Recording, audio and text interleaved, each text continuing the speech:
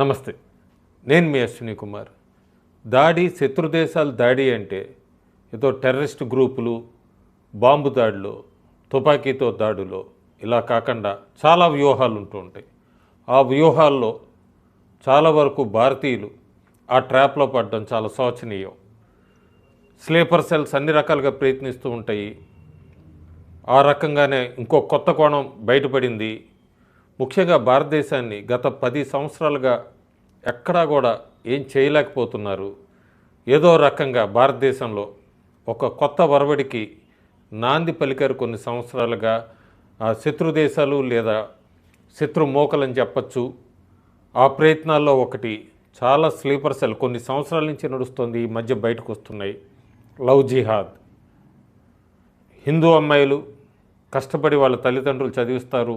వీళ్ళు ఎన్నో ఆశలతో మల్టీనేషనల్ కంపెనీల్లో ఐటీ ఉద్యోగం సంపాదించుకొని ప్రశాంతంగా జీవితం గడుపుదాం అనుకున్న వాళ్ళని పెళ్ళిళ్ళు చేసుకొని వాళ్ళు అటు భర్త ఇటు భార్య ఐటీ కంపెనీల్లో ఉద్యోగాలు చేస్తూ ఎన్నో ఆశలతో జీవితంలో అడుగుపెడుతున్న వాళ్ళని ఎట్లా ట్రాప్ చేస్తున్నారు, వాళ్ళ జీవితం ఎట్లా టర్న్ తీసుకుంటుందంటుంది. ఈ మధ్య జరిగిన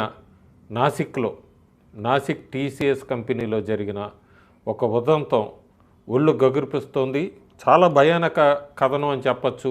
బయటకు వచ్చాక ఇప్పుడు ప్రతి హిందూ అమ్మాయి తల్లిదండ్రులు కానీ లేకపోతే భర్త కానీ కంగారు పడుతున్నారు. ఎక్కడెక్కడ హైదరాబాద్లో కూడా కొన్ని విషయాలు వెలుగులోకి వస్తున్నాయి. భారతదేశం మొత్తం కూడా ఒకసారి ఈ ఐటీకి సంబంధించిన ఈ నాసిక్లో జరిగిన దానికి సంబంధించి అన్ని ఐటీ కంపెనీస్లో ఇలాంటివి ఫిల్టర్ కానీ రైడ్స్ కానీ జరగాలని ప్రతి భారతీయుడు కోరుకుంటున్నారు. ఎందుకంటే ఈ నాసిక్ది చాలా పెద్ద షాకింగ్ వర్క్ ప్లేస్ స్కాండిల్ అని చెప్పచ్చు. మనం పూర్తిగా 18 నుంచి 25 ఏళ్ల మధ్యలో ఉన్న మహిళలు ఈ టీసీఎస్ బీపీఓ దీనిలో పనిచేస్తున్న వాళ్ళంతా కూడా ఫిర్యాదు చేశారు. దాదాపు 22 నుంచి 26 దాకా ఈ 4 సంవత్సరాలు లైంగిక వేధింపులు, అబ్యూజివ్ వర్డ్స్, మానసికంగా వేధించడం, వీటితో పాటు మతపరమైన బలవంతాలు కూడా జరిగినాయి. అక్కడ వీళ్ళు కంప్లైంట్ కేసు ఫైల్ చేశాక 7గురిని అరెస్ట్ చేశారు. అందులో సూపర్వైజర్స్ ఉన్నారు, హెచ్ఆర్ ఉన్నారు. 9 ఎఫ్ఐఆర్లు కూడా సమోదైనాయి. ఎప్పటి నుంచో కంప్లైంట్లు ఇస్తున్నారు. పోలీసులు గమనించారు. ఒక పోలీసులు రహస్య స్టింగ్ ఆపరేషన్ అని చెప్పచ్చు. అందులో ఎంప్లాయీస్ కింద చేరి ఈ మొత్తం నెట్వర్క్నంతా బయటికి తీసుకొని వచ్చారు. ఒక ఆర్గనైజ్డ్ ఎంసీఓసిఏ చట్టం కింద అంటే ఆర్గనైజ్డ్ క్రైమ్ కేసులో వీళ్ళని అరెస్ట్ చేశారు. అంతకుముందే ఒక విక్టిమ్ హెచ్ఆర్కి ఫిర్యాదు చేస్తే హెచ్ఆర్ ఇలాంటివన్నీ ఎంఎన్సీల్లో సాధారణం, కూల్గా ఉండు అని ఆ హెచ్ఆర్ ఎవరైతే కంప్లైంట్ చేసిందో ఆ అమ్మాయికి చెప్పారంటేనే హెచ్ఆర్ పాత్ర కూడా దీనిలో ఉంది. మహారాష్ట్ర ముఖ్యమంత్రి ఫడ్నవీస్ అయితే సీరియస్ రియాక్షన్ తీసుకుంటూ ఉన్నారు. ఇదంతా కూడా అయితే ఇది ఎలా బయటకు వచ్చింది? ఒక విక్టిము తల్లిదండ్రులు తీసుకొని ధైర్యంగానే కొద్దిగా పోలీసుల వద్దకు వెళ్ళారు. ఎందుకంటే కూతురు ప్రవర్తనలో మార్పు, ఈ జీవన శైలి ఇవన్నీ హఠాత్తుగా మార్పు వచ్చిందని తల్లిదండ్రులు గమనించారు. పోలీసులు దగ్గరికి వెళ్ళి కంప్లైంట్ ఇచ్చారు. ఇంటెలిజెన్స్ ఆధారితంగా మొత్తం 40 సీసీటీవీ ఫుటేజ్లు పరిశీలిస్తున్నారు, అరెస్ట్ చేశారు. వీళ్ళందరూ కూడా ఎట్లా టార్గెట్ చేశారంటే ఫైనాన్షియల్ క్రైసిస్లో ఉన్న మహిళల్ని టార్గెట్ చేశారు. ఇంటర్వ్యూకి వచ్చినప్పుడే ఆ మహిళల వీక్నెస్, బలహీనతలను ఇవన్నీ గుర్తించి కావాలనే ప్లాన్ చేసి దుర్మార్గంగా తర్వాత వాడుకున్నారు. షాకింగ్ విషయం ఇవన్నీ ఏంటంటే ఆ హెచ్ఆర్ చెప్పడం, ఆ హెచ్ఆర్ను కూడా అరెస్ట్ చేశారు. కూల్గా ఉండని చెప్పడం. ఇంకొక హెచ్ఆర్ పారిపోయి ఉంది, వెతుకుతున్నారు.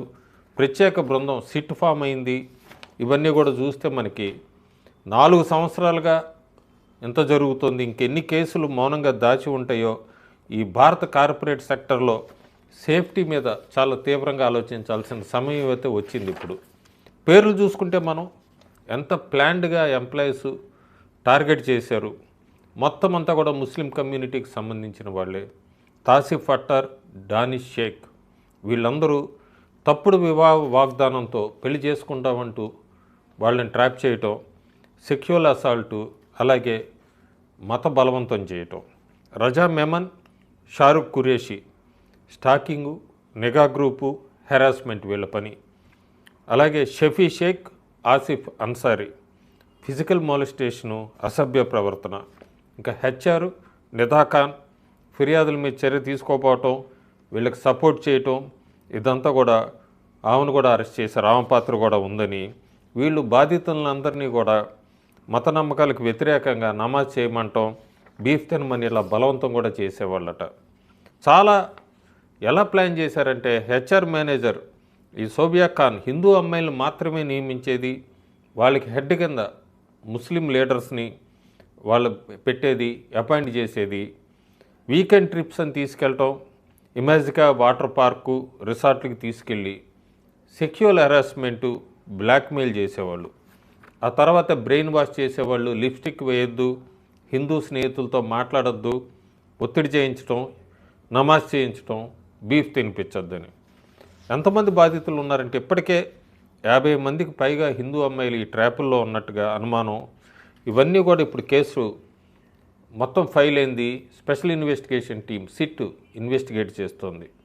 పూర్తిగా ఎంత ప్లాన్ అంటే సింపుల్గా చెప్తాను. రాడికలైజేషన్ వాట్సాప్ గ్రూప్ ఒకటి క్రియేట్ చేసుకున్నారు. మత తీవ్రవాదాన్ని ప్రోత్సహించడం, గ్రూమింగ్ పద్ధతి, కంపెనీల్లో యువతీ యువకుల్ని ముందుగానే యువతీ ఉద్యోగుల్ని ముందుగా ఎంపిక చేసుకుంటాం, వాళ్ళతో స్నేహం పెంచుకుంటాం, గ్రూమింగ్ నెట్వర్క్, కంపెనీలో ఒక నిర్దిష్ట మతం వాళ్ళు ఒక ఫోరం కింద ఏర్పడడం, తర్వాత వాళ్ళని విక్టిమ్ని గుర్తించేవాళ్ళు, ఈ విక్టిమ్ స్పెషల్ గ్రూప్ ఒకటి క్రియేట్ చేసేవాళ్ళు, మొదటి విక్టిమ్ కోసం ప్రత్యేకంగా వాట్సాప్ గ్రూప్ తెరిచి మాలిస్టేషను, సెక్షువల్ అసాల్టు, మత మార్పిడి, ఇటువంటి ఆరోపణలు ఇవన్నీ కూడా ప్లాన్ చేశారు. చాలా జాగ్రత్తగా ఉండాల్సిన సమయం. చాలా బాధేస్తుంది. ఎందుకంటే ఈ మధ్య ప్రతి రాష్ట్రంలో, తెలుగు రాష్ట్రాల్లో కూడా, ముఖ్యంగా తెలంగాణలో, హైదరాబాద్లో రోజుకోటి వెలుగులోకి వస్తుంది. ఆంధ్రప్రదేశ్లో కూడా ఇలాంటి వెలుగులోకి వస్తున్నాయి. ప్రస్తుతం మహారాష్ట్ర నాసిక్లో ఇంత పెద్దది మనం చూసాము. సో ఎప్పుడు కూడా నేను ఇందాక చెప్పినట్టుగా బాంబులు వేస్తారో లేకపోతే గన్సో ఇలా కాకుండా ఇలాంటి దాడులు కూడా ఉంటాయి. ఈ నాసిక్ కేసుకి సంబంధించి ప్రతి బాధితురాలకి న్యాయం జరగాలి. అన్ని ఈ జాబ్ ప్లేసెస్ అంతా కూడా సేఫ్టీ ప్రికాషన్స్ ఉండాలి.